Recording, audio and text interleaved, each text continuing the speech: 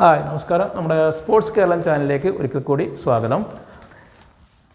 ഇന്ന് November 19, 2024 football അപ്ഡേറ്റാണ്. നമുക്കറിയാം ഈ ആഴ്ചയ്ക്ക് നടന്നു വരുന്നത് അന്തർദേശീയ മത്സരങ്ങളാണ്. ഏഷ്യയിലും തെക്കേ അമേരിക്കയിലും ലോകകപ്പിന് വേണ്ടിയുള്ള ക്വാളിഫയിങ് മത്സരങ്ങളും യൂറോപ്പിൽ യുഎഫ നാഷൻസ് കപ്പിന് വേണ്ടിയുള്ള മത്സരങ്ങളും അതോടൊപ്പം പല സ്ഥലത്തും സൗഹൃദ മത്സരങ്ങളും നടക്കുന്നുണ്ട്.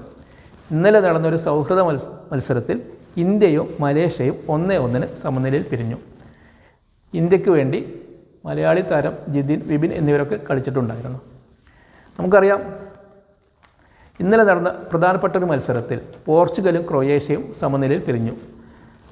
ഇതോടുകൂടി യുഎഫ നാഷൻസ് കപ്പിൻ്റെ ക്വാർട്ടർ ഫൈനലിൽ എത്തുന്ന ടീമുകൾ ഏതൊക്കെയാണെന്ന് തീരുമാനമായിട്ടുണ്ട്. A1 ഗ്രൂപ്പിൽ നിന്ന് പോർച്ചുഗലും ക്രൊയേഷ്യയും, A2 ഗ്രൂപ്പിൽ നിന്ന് ഫ്രാൻസും ഇറ്റലിയും, A3 ഗ്രൂപ്പിൽ നിന്ന് ജർമ്മനിയും നെതർലാൻഡ്സും, A4 ഗ്രൂപ്പിൽ നിന്ന് സ്പെയിനും ഡെൻമാർക്കുമാണ് ഇതുവരെ ക്വാർട്ടർ ഫൈനൽ പ്രവേശിച്ചത്. A3 ഗ്രൂപ്പിലെ കളികൾ മുഴുവൻ കഴിഞ്ഞിട്ടില്ല, എന്നാലും ജർമ്മനിയും ഹോളണ്ടും ക്വാർട്ടർ ഫൈനലിലെത്തുമെന്ന് തീർച്ചയാണ്. അപ്പോൾ ഇന്നലെ നടന്ന പ്രധാനപ്പെട്ട ഒരു മത്സരത്തിൽ നേരത്തെ പറഞ്ഞു പോർച്ചുഗലും ക്രൊയേഷ്യയും 1-1 സമനിലയിൽ പിരിഞ്ഞു എന്ന് പറഞ്ഞു. അപ്പോൾ 33ാമത്തെ മിനിറ്റിൽ പോർച്ചുഗലിന് വേണ്ടി പ്രീമിയർ ലീഗ് ക്ലബ്ബ് ചെൽസിയുടെ താരം ജാവോ ഫെലിക്സ് ഒരു ഗോൾ നേടി. 65ാമത്തെ മിനിറ്റിൽ ക്രൊയേഷ്യയ്ക്ക് വേണ്ടി മാഞ്ചസ്റ്റർ സിറ്റിയുടെ ജോസ്കോ ഗോഡിയാൽ സമനില ഗോൾ നേടിയിട്ടുണ്ട്. അപ്പോൾ നമുക്കറിയാം ജോസ്കോ ഗോഡിയാൽ കളിക്കുന്നത് ലെഫ്റ്റ് ബാക്കിലും സെൻറ്റർ ബാക്കിലും ഒക്കെയാണ്. എന്നാലും ഗോളുകൾ അടിക്കുന്നത് അദ്ദേഹത്തിനൊരു ഹരമാണ്.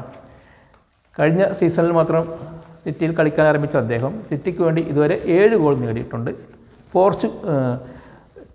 ടീമായ ക്രൊയേഷ്യയ്ക്ക് വേണ്ടി 3 ഗോളും നേടിയിട്ടുണ്ട്. പോർച്ചുഗലിന് വേണ്ടി നമുക്കറിയാം ക്രിസ്ത്യാനോ റൊണാൾഡോ ഇന്നലെ കളിച്ചിട്ടില്ല. അദ്ദേഹം ഇനി മാർച്ചിലെ രാജ്യത്തിന് വേണ്ടി കളിക്കൂ എന്നാണ് പറഞ്ഞിട്ടുള്ളത്. അതോടൊപ്പം ഇന്നലെ മറ്റൊരു മത്സരത്തിൽ സ്കോട്ട്ലൻഡ് പോളണ്ടിനെ പരാജയപ്പെടുത്തി. പോളണ്ടിന് വേണ്ടി നമുക്കറിയാം ബാഴ്സലോണയുടെ സൂപ്പർ സ്ട്രൈക്കർ റോബർട്ട് ലെവൻഡോസ്കി കളത്തിലിറങ്ങിയിട്ടില്ല. ഈ പരാജയത്തോടു കൂടി പോളണ്ട് ഈ A ഡിവിഷനിൽ നിന്ന് റെലിഗേറ്റഡായി. അടുത്ത വർഷം അവർ B ഡിവിഷനിൽ കളിക്കേണ്ടി വരും.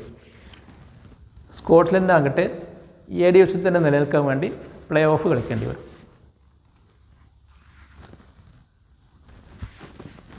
മറ്റൊരു പ്രധാനപ്പെട്ട മത്സരത്തിൽ സെർബിയയും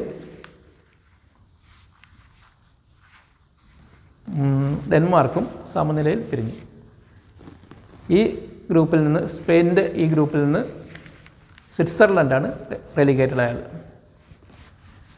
മറ്റൊരു പ്രധാന അപ്ഡേറ്റ് പറയാനുള്ളതെന്ന് വെച്ചാൽ നമുക്കറിയാം ഇന്ന് ഏഷ്യയിലും തെക്കേ അമേരിക്കയിലുമൊക്കെ ലോകകപ്പ് ക്വാളിഫയിങ് മത്സരങ്ങൾ നടക്കുന്നുണ്ട്. ഇറാൻ, സൗദി അറേബ്യ, തെക്കൻ കൊറിയ, ഓസ്ട്രേലിയ തുടങ്ങിയ ടീമുകളൊക്കെ ഇന്ന് ഇറങ്ങുന്നുണ്ട്. ഇറാനും ജപ്പാനും തെക്കൻ കൊറിയയുമാണ് അവരവരുടെ ഗ്രൂപ്പുകളിൽ മുന്നിട്ട് നിൽക്കുന്നത്.